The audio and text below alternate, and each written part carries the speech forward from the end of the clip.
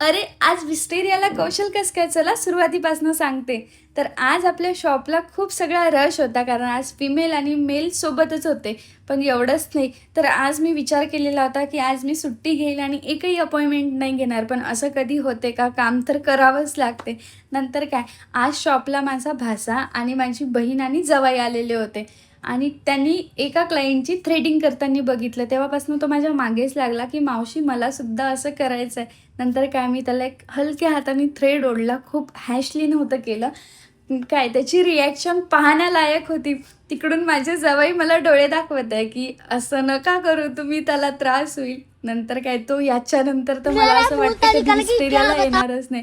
नंतर त्याला शांत करायसाठी आम्ही छान हेअर वॉश दिला आणि हेड मसाज दिली. तो तिथे थोडासा खुश झाला, रडणं थांबवलं त्यांनी. त्याची रिॲक्शन तर पाहण्यालायक होती, तुम्ही बघूच शकता.